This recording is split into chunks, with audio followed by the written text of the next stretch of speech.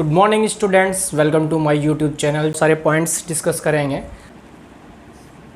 Charge, जिसको हम Q से रिप्रेजेंट करते हैं।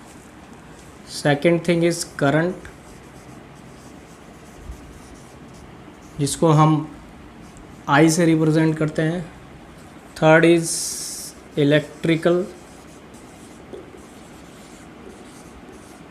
पोटेंशियल, इसको हम V से डिनोट करते हैं। उसके बाद फोर्थ है हमारा रेजिस्टेंस। सो प्यारे बच्चों, before discussing about the concept of charge we will discuss something about the material. जैसे कि हम जानते हैं कि कोई भी मटेरियल है वो उसकी सबसे छोटी यूनिट होती है atom. The smallest unit of any material is atom, is an atom. और एटम बना होता है न्यूट्रॉन प्लस प्रोटॉन, और उसके चारों तरफ होते हैं हमारे डिफरेंट क्लास में इलेक्ट्रॉन्स।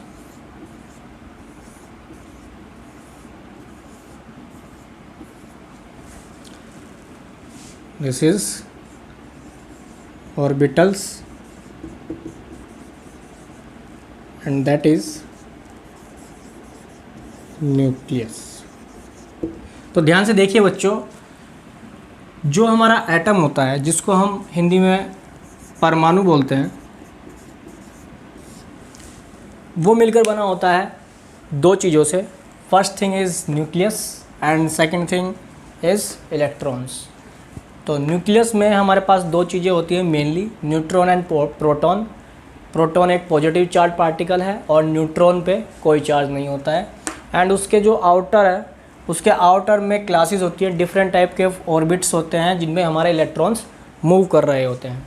तो कोई भी मटेरियल जो है एटम से मिलकर बना होता है, और एटम की बेसिक जो है बेसिक कंस्ट्रक्शन या बेसिक इंफ्रास्ट्रक्चर या बेसिक कंपोनेंट जो है कह लेते हैं हम, वो न्यूट्रॉन, प्रोटॉन एंड इलेक्ट्रॉन है। अब देखिए बच्चों कि अगर किसी वजह से ये इलेक्ट्रॉन्स जिस पर नेगेटिव चार्ज होता है, ये इस ऑर्बिटल से बाहर आ जाए बाय गिविंग सम पोटेंशियल और energy, any kind of energy, ये इलेक्ट्रॉन इस ऑर्बिट को छोड़कर बाहर आ जाता है, तो तब हम इस इलेक्ट्रॉन को बोलते हैं फ्री इलेक्ट्रॉन। Free electron. अब देखिए किसी भी मटेरियल में सपोज करो एक हमारा कॉपर का वायर है। इस कॉपर के वायर में नंबर ऑफ एटम्स होंगे कॉपर के, और उसके सरफेस पर नंबर ऑफ फ्री इलेक्ट्रॉन्स होंगे, because this is a conductor material. और कंडक्टर मटेरियल जो होता है उसमें हमारे पास number of free electrons available होते हैं बहुत ज़्यादा संख्या में।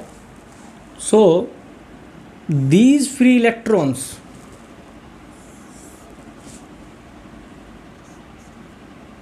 Are main cause of flow of current. जब तक हमारे किसी भी मटेरियल में हमारे पास फ्री इलेक्ट्रॉन्स नहीं होंगे तो उसमें करंट फ्लो नहीं हो सकता है। उसके लिए हमारे पास फ्री इलेक्ट्रॉन्स होने बहुत ज़रूरी हैं। सो जब हम इस कंडक्टर को किसी भी वोल्टेज सोर्स लाइक बैटरी के साथ कनेक्ट करते हैं, मान लो ये कंडक्टर है और इसको हमने एक बैटरी के साथ कनेक्ट कर दिया है, तो ये बैटरी इसके अक्रॉस एक पोटेंशियल बिल्डअप करेगी, और जिसके कारण ये इलेक्ट्रॉन एक पर्टिकुलर डायरेक्शन में मूव करना शुरू होंगे। जैसे ये पॉजिटिव चार्ज है, ये नेगेटिव चार्ज है। सो इलेक्ट्रॉन्स पर हमें पता है नेगेटिव चार्ज पार्टिकल हैं, और इलेक्ट्रॉन्स पर कितना चार्ज होता है बच्चों? 1.602 इंटू 10⁻⁻⁻19 कूलम। ठीक है, तो अगर एक इलेक्ट्रॉन का चार्ज 1.602 और 10⁻⁻19 कूलम है और मान लो उस मटेरियल या उस पर्टिकुलर कंडक्टर में number of free electrons n हैं,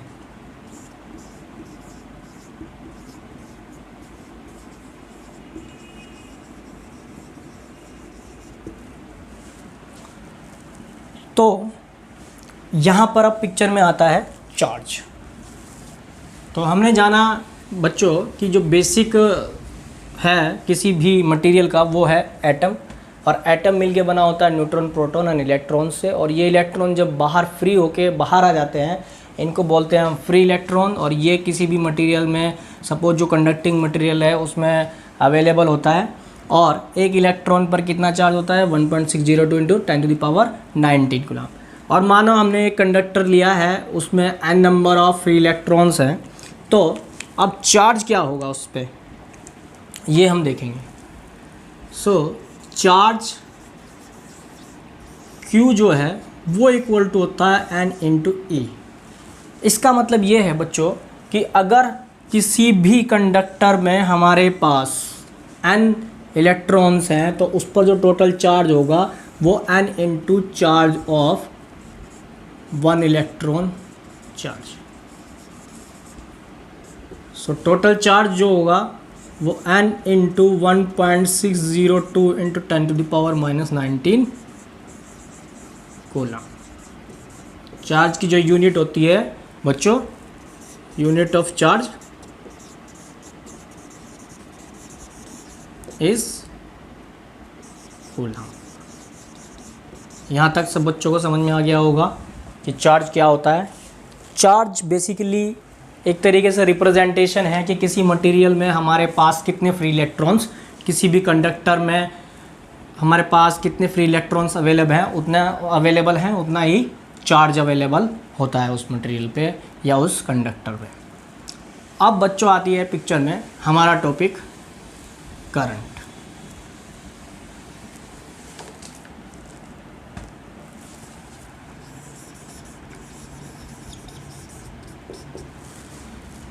हम डेफिनेशन देखते हैं कि व्हाट इज़ करंट।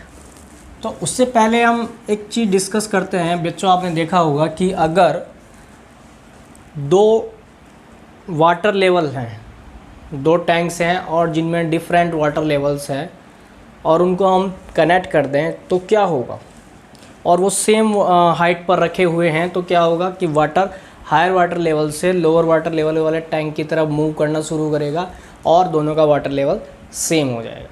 ठीक इसी तरीके से इलेक्ट्रिकल सर्किट में होता है। जैसे ही हम कोई पोटेंशियल अप्लाई करते हैं किसी कंडक्टर के अक्रॉस, पोटेंशियल क्या होता है वो अभी हम आगे डिस्कस करेंगे।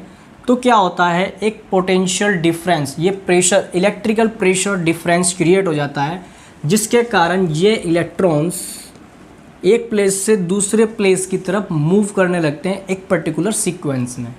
जैसे इलेक्ट्रॉन पर नेगेटिव चार्ज होता है तो ये पॉजिटिव चार्ज की तरफ मूव करना शुरू कर देते हैं।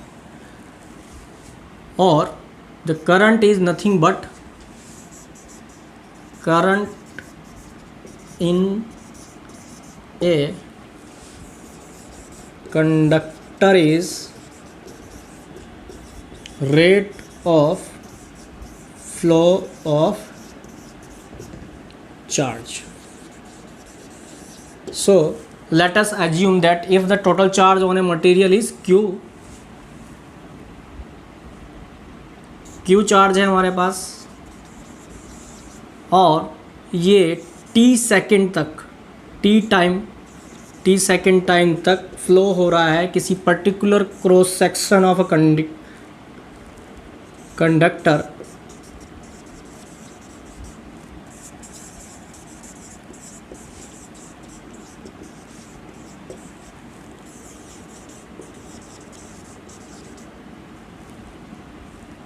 Particular cross section of a conductor. मतलब कहने का ये है पर्टिकुलर क्रॉस सेक्शन मतलब ये जैसे कंडक्टर है तो कंडक्टर के जो परपेंडिकुलर वाला एरिया होता है, जैसे ये हमारा कंडक्टर है, तो कंडक्टर का जो ये वाला एरिया है ये होता है क्रॉस सेक्शन एरिया। तो जो करंट होता है वो करंट बेसिकली क्या होता है कि इस क्रॉस सेक्शन एरिया में जब हम इस कंडक्टर के अक्रॉस पोटेंशियल अप्लाइड करेंगे तो इलेक्ट्रॉन एक प्लेस से दूसरे प्लेस की तरफ मूव होना शुरू होंगे, और इस क्रॉस सेक्शन एरिया से 1 सेकेंड में जितना चार्ज क्रॉस करेगा वो क्या कहलाता है, that is called current in a conductor. वो इस कंडक्टर में करंट कहलाता है। यहाँ तक आपको समझ में आ गया है? तो अब ध्यान से देखते हैं बच्चों।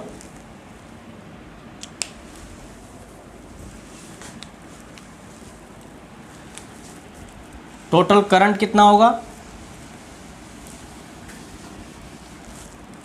अगर Q चार्ज है और वो T सेकेंड तक फ्लो हो रहा है, then I is equal to होता है Q अपॉन T। Q की यूनिट होती है कॉलम और टाइम होता है हमारा सेकेंड में। देन द करंट की यूनिट कितनी आ जाती है, current will be if T is equal to 1 second, if T is equal to 1 second, then I will become Q। तो यहाँ से डेफिनेशन निकल के आता ही है कि 1 सेकेंड में cross section area, that is the cross section area of a conductor, इस क्रॉस सेक्शन एरिया से 1 सेकेंड में जितना चार्ज फ्लो होगा वो क्या कहलाएगा, उस कंडक्टर में फ्लो होने वाला करंट। ये बात आपको समझ में आ गई बच्चों? तो यहाँ से डेफिनेशन आ जाती है, इसको मैं रफ कर देता हूँ।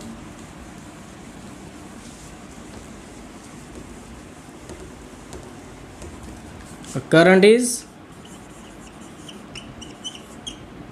Rate of flow of charge in unit time.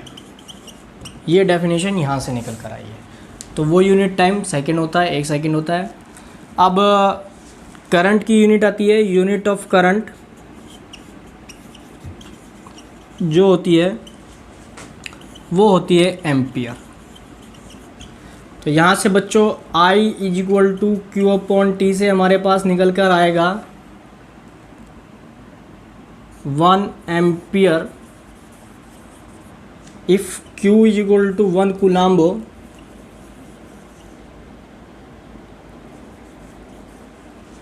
And T is equal to 1 second हो,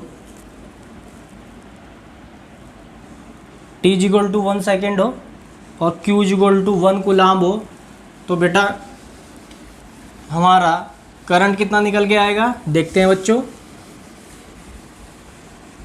वैल्यू रखें, I is equal to Q upon T होता है, और Q हमारा 1 है और T होता है 1, दैट इज़ कॉलम, और ये होता है सेकेंड। तो यहाँ से करंट हमारा निकल के आएगा 1 एम्पियर, और वो इक्वल टू हो जाएगा 1 कूलम पर सेकेंड। तो यहाँ से ये हमारा निकल के आता है कि 1 ampere is equal to 1 coulomb per second. Hope so बच्चों ये आपको समझ में आया होगा। अब नेक्स्ट टॉपिक की तरफ चलते हैं हम।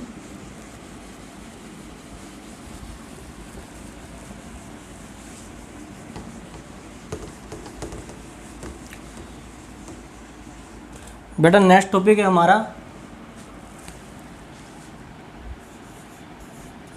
Potential.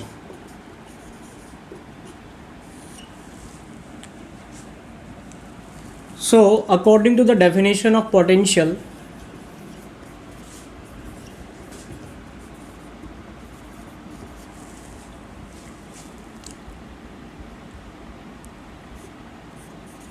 the work done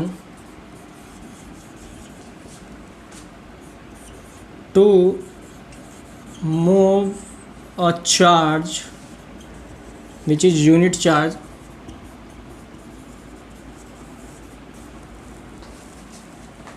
from infinity to a point in electric field is called potential, which is electrical potential on that point.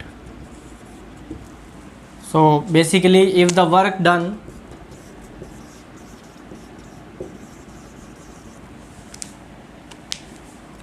to move a unit charge from infinity to a point P is equal to W,